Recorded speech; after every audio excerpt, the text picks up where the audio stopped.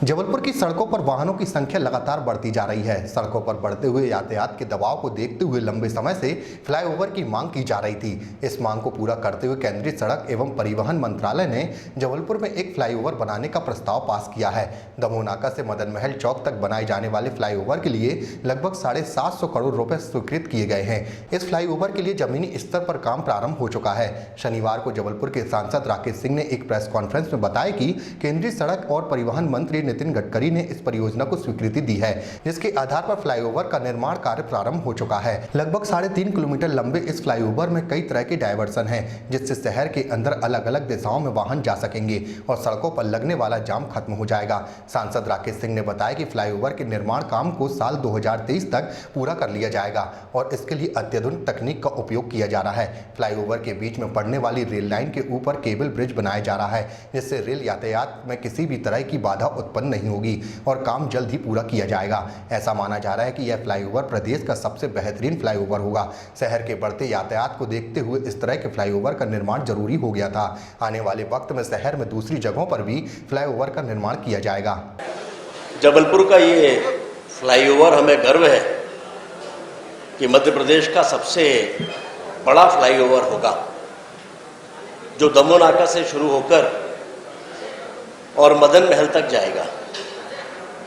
767 करोड़ रुपए की लागत का ये फ्लाईओवर देश की आधुनिकतम तकनीक से बनने जा रहा है। हम आभारी हैं देश के यशस्वी प्रधानमंत्री माननीय मोदी जी के, जिनके नेतृत्व में ये सौगात हमें मिली है।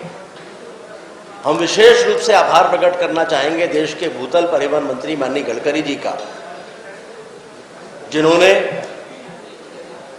जबलपुर की इस परियोजना पर प्रारंभिक मेरे विचार पर न सिर्फ सहमति दी, बल्कि समय समय पर इसकी समीक्षा करते हुए इसमें जो भी कठिनाइयां सामने आ रही थी उन सबको दूर किया और उसके बाद ये एक ऐतिहासिक उपलब्धि जबलपुर को मिलने जा रही है।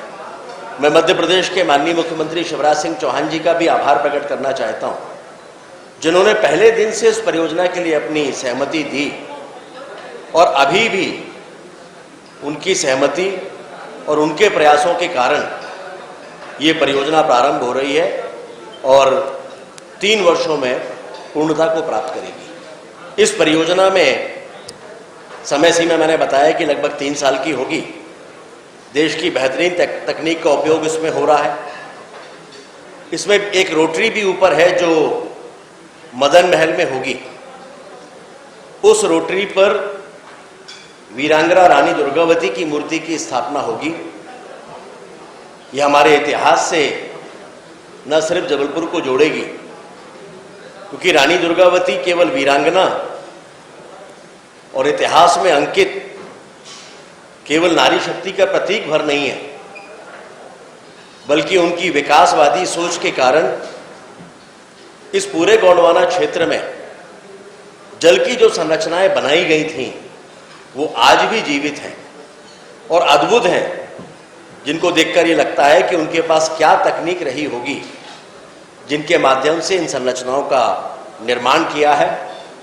और इसीलिए एक और जहां वीरांगना रानी दुर्गावती के माध्यम से हम अपने इतिहास को याद करके गौरवान्वित